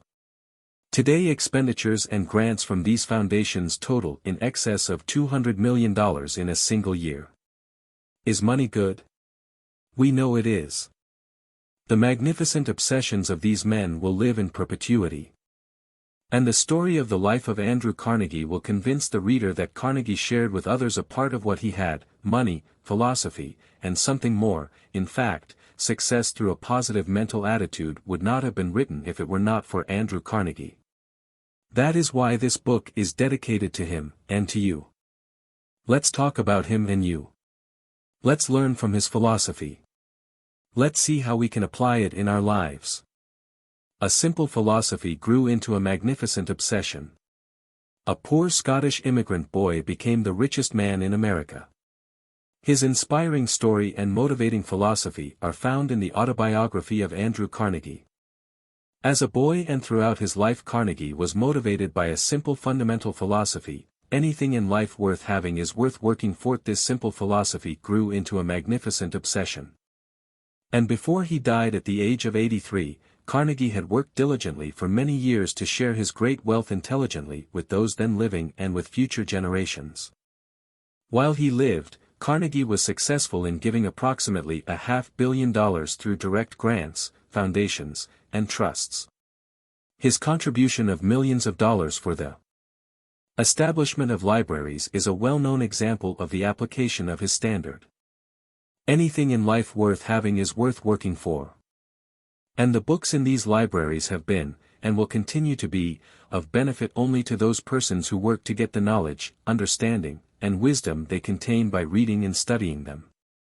In the year 1908, Napoleon Hill, at the age of 18, while working his way through college as a reporter for a magazine, interviewed the great steelmaker, philosopher, and philanthropist. The first interview lasted 3 hours. And then the great man invited the youngster to his home. For 3 days Carnegie indoctrinated Napoleon Hill with his philosophy. And finally inspired the young reporter to devote at least 20 years of his life to study, research, and find the simple, underlying principles of success. Andrew Carnegie told Napoleon Hill that his greatest wealth consisted not in money but in what he termed, the philosophy of American achievement. He commissioned Napoleon Hill as his agent to share it with the world. And in this book he is sharing it with you. While he lived, Andrew Carnegie helped Napoleon Hill by giving him letters of introduction to the great men and women of his day. He advised him. He shared his thoughts with him. He helped him in every way, with but one exception: money. For he said, anything in life worth having is worth working for. Now he knew that this self-motivator, when applied, would attract happiness and physical, mental, and spiritual health as well as wealth. Everyone can learn and apply Andrew Carnegie's principles. It is customary for a man to share a part of his tangible wealth with his loved ones as he goes through life, or he may do so in his will.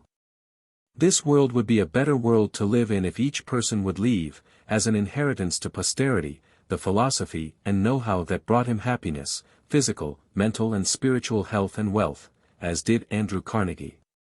The writings of Napoleon Hill make available to you the principles whereby Carnegie acquired his great wealth. They are just as applicable to you as they were to him. Another wealthy man who had a magnificent obsession and shared a part of what he had was Michael L. Benedum. His close friend, United States Senator Jennings Randolph, told us Benedum started on a salary of $25 a week and became one of the richest men in America. He was worth over $100 million. And yet, the turning point in his career followed a very, very minor incident. As a young man of 25, Benedum courteously gave his seat on a train to an elderly stranger. To Benedum it was the obvious thing to do.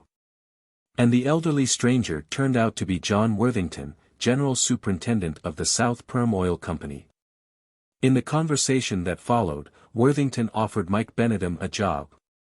Benedum accepted and eventually became the discoverer of more oil than any other single individual who ever lived.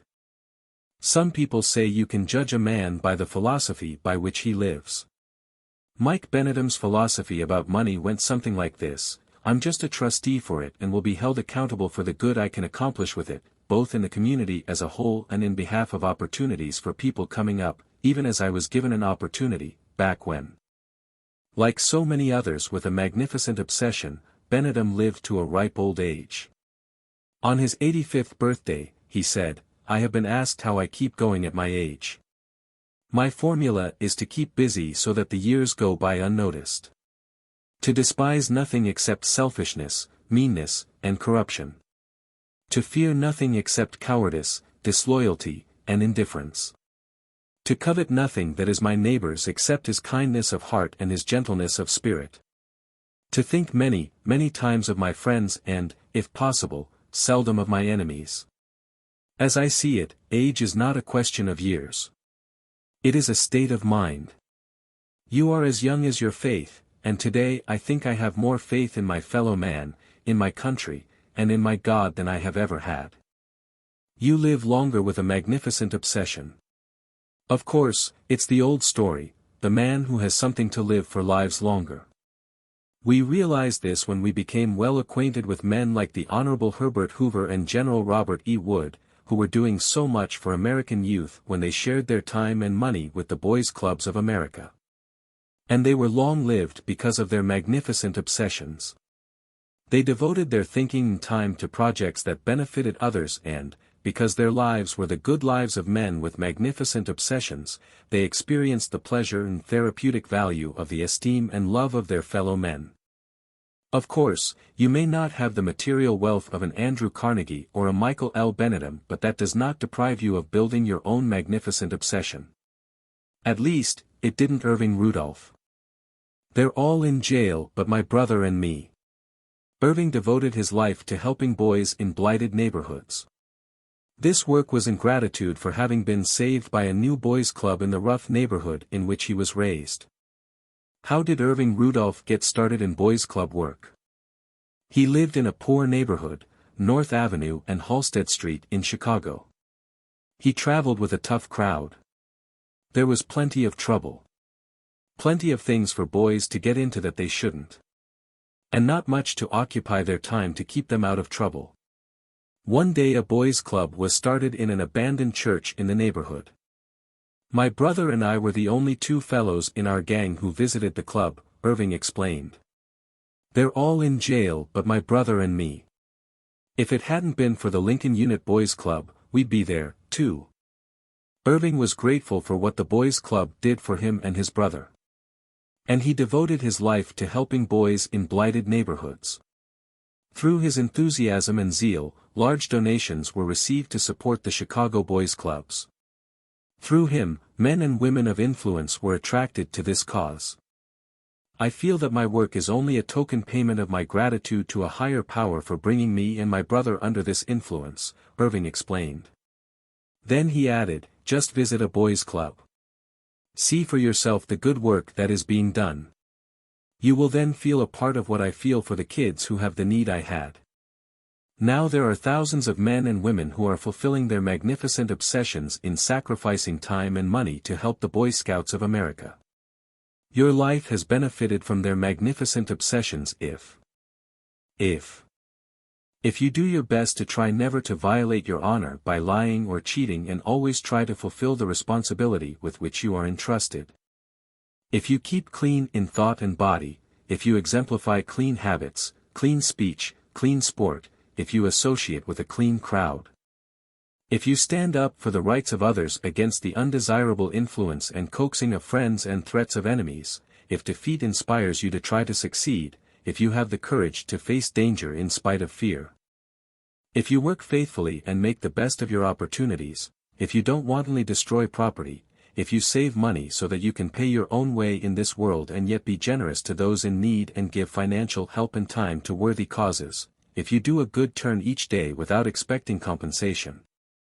If you are a friend to all and a brother to every living man, woman, and child regardless of race, color, or creed. If you are prepared to learn to know dangers, to avoid negligence and to know the remedies necessary to help injured persons and save human lives, to share the duties and responsibilities in your home and place of business. If you are polite to all, especially to the weak, helpless, and unfortunate. If you will not kill or hurt any living creature needlessly, but strive to protect all living animals. If you smile when you can, do your work promptly and cheerfully, and if you never shirk or grumble at responsibilities or hardships. If you are loyal to all to whom loyalty is due, to the members of your family, the firm for which you work and your country. If you respect duly constituted authorities and obey that which does not violate your moral code. If you do your best to do your duty to God and your country, to help other people at all times, to keep yourself physically strong, mentally awake, and morally straight. Then you live and act in response to the imprint in your subconscious mind of the oath and law of the Boy Scouts of America. What kind of a person would you be if you lived up to these standards? America is great because its people live by a great philosophy. It can be symbolized in the phrase the Great American Heart. Henry J. Kaiser was another with a magnificent obsession. He did so much to make his world a better world to live in. A quotation that hung on the wall of a blacksmith shop in England inspired him as it may also inspire you. It is. What? Giving again? I ask in dismay. And must I keep giving and giving away? Oh no, said the angel looking me through, just keep giving till the master stops giving to you. In reading up to this point you started where the road to achievement began. You were awakened by 5 mental bombshells for attacking success. And you have been given the key to the citadel of wealth. Now, get ready to succeed. That is the purpose of the following chapters. Pilot number 15, Thoughts to Steer By. 1. To develop a magnificent obsession, share yourself with others without expecting a reward, payment or commendation. Keep your good turns a secret. 2. Regardless of who you are, or what you have been, you can create inside yourself a burning desire to be helpful to others. You can develop your own magnificent obsession if you have positive mental attitude. 3. When you share with others a part of what you have, that which remains will multiply and grow. The more you share, the more you will have. Therefore, share that which is good and desirable, and withhold that which is bad and undesirable. 4. You can develop your own magnificent obsession by becoming a part of a good cause, as did the mother who lost her only child. 5. Character is the cornerstone in building and maintaining success. But how can you improve your own character? Success through a positive mental attitude will help you find the right answers. 6. There is something infinitely better than making a living, it is making a noble life. Do you believe this? If you do, what will you do about it? 7. A burning desire can generate the drive to action that is imperative to great achievement. To develop a burning desire to achieve a specific goal, daily keep the goal before you. And strive to achieve it.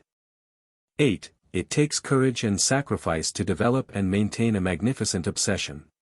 You may need to stand alone against the ridicule and ignorance of others, as did Dr. Joseph Banks Rhine. 9. Some people say money is the root of all evil.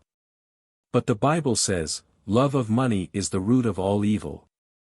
The good or evil of money is contingent on a little difference. That little difference is whether your attitude is positive or negative. 10. Men like Andrew Carnegie, Henry Ford, Michael Benedum used the power of their money to establish charitable, educational, and religious foundations. The good that has been done by the magnificent obsessions of such men will live in perpetuity. 11. Anything in life worth having is worth working for. 12. When you are asked to give money or time to a worthy cause, repeat to yourself. What? Giving again? I ask in dismay. And must I keep giving and giving away? Oh no, said the angel looking me through, just keep giving till the master stops giving to you.